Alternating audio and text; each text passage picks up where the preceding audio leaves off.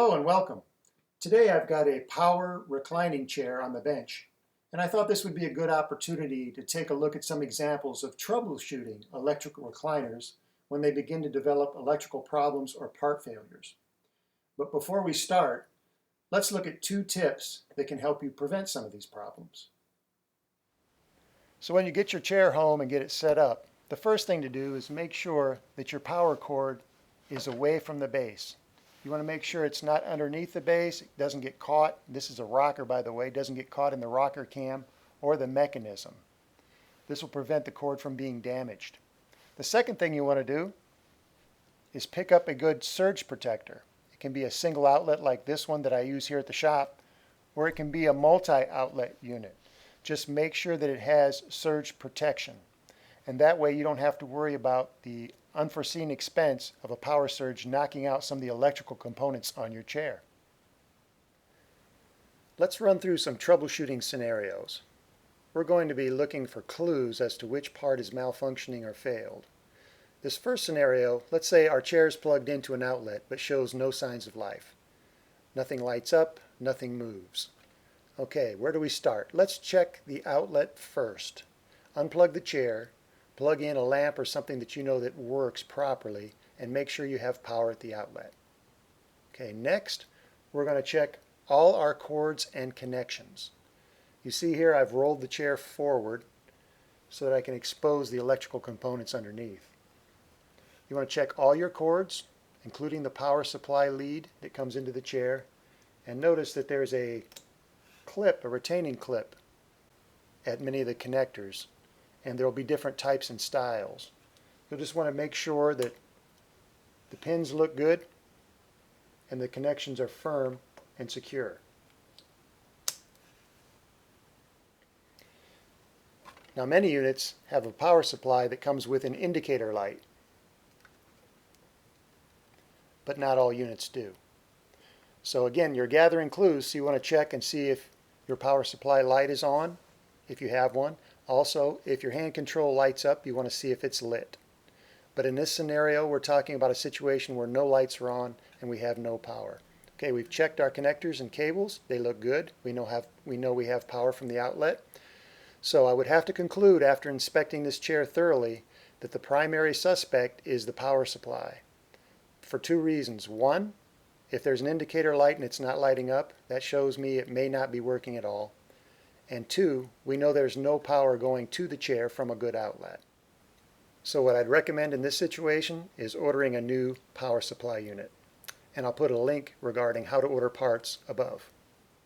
Okay, I've got a couple of example scenarios for you. I got a call from a customer with a lift chair, and she said it was operating very slowly, not near its normal speed. So I went out to take a look at it, checked the outlet. Outlet was fine. And indeed, the lift chair was moving very, very slowly, just creeping along. So I suspected it was working on battery power, so I checked the power supply, and sure enough, it had batteries installed. So I knew that it wasn't getting proper power from the outlet. So I checked the cords and I checked the connectors, and when I looked at the connectors, they looked good. However, I decided for whatever reason to disconnect them and reconnect the one at the power supply. And when I did, the indicator light on the power supply came on. So I knew I had a chance now that the chair would be working, and went and tried it out, and sure enough, all the functions and features were working. So keep in mind that connections can look good, but they still may be slightly separated. So you want to check those completely to make sure they're firmly attached. Another case I ran into was with a customer with a CatNapper power reclining sofa. He said one side was working just fine, but the other side would cut out intermittently. So I went out to take a look. I decided to operate the button, and it was an activation button on the outside arm panel, without sitting in the chair first. And I tried it several times, and the recliner worked perfectly every time. Then I sat down in the seat and tried it again, and sure enough, it started cutting out intermittently. So I realized that the seat pressure played a part in what was going on here. So I rolled the sofa over, and sure enough, I found that the activation button was routed along the bottom of the seat springs and attached with zip ties. And so I took the springs and I pulled them, simulating tension of someone sitting and loading the seat. And I noticed that at one end, the cable was pulling at a connector. So there was our short. So what I did then was simply take some of the cable and feed it through from the other side to allow more slack. Then I made sure the connection was perfectly tight and sat down in the recliner to test it again, and it worked just fine. So that's something to keep in mind if you have a CatNapper sofa reclining love seat, and I guess I'm assuming they still route the wires that way. But these are just some of the clues that you're looking for when you're trying to diagnose these various issues. Routing these electrical cords against moving parts is usually not a good idea. However, sometimes it's unavoidable. Like with lift chairs, the entire chassis of the chair raises up off the floor. And of course, the power supply cord comes in and it feeds the power from the floor. So you're going to have a situation where you have to have cable extending and moving. So in that case, you want to make sure you have enough slack, but you want to make sure that it's routed in such a way that it's not going to get caught up in the operation of the mechanism at all. Another scenario is I've run into situations where when you press the activation button, you'll hear a clicking sound. Now, what you need to do is simply follow the sound, and in some cases it turns out to be the motor, and that way you know that motor has failed and needs to be replaced. Also, some of these chairs have control modules or junction boxes, if you will. Here's an example of a small one. It's just a place where the components, the electrical cables come together. Here's the example of a large unit that La-Z-Boy makes. And the point is simply that these junction boxes can also fail. I've had situations with La-Z-Boy recliners where you hear the clicking sound, you follow it to the junction box, and then after replacing that particular part, the chair worked again. Next, we'll look at multiple part failures.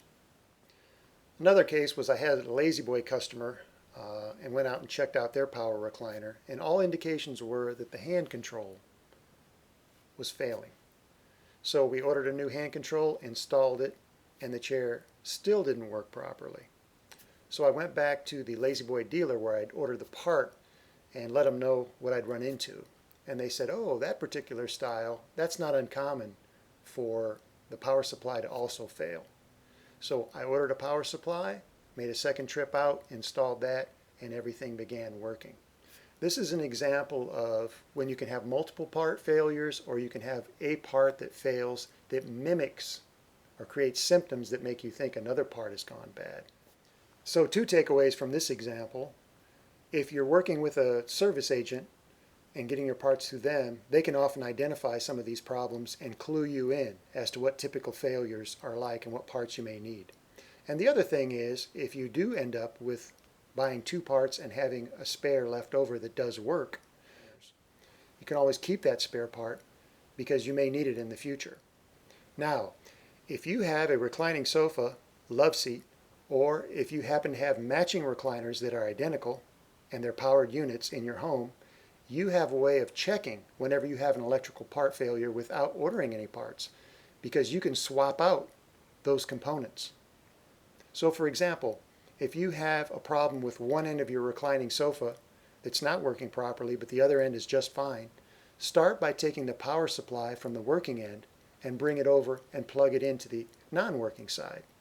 That's the easiest thing to do. And if that solves the problem, you know exactly what you need to order.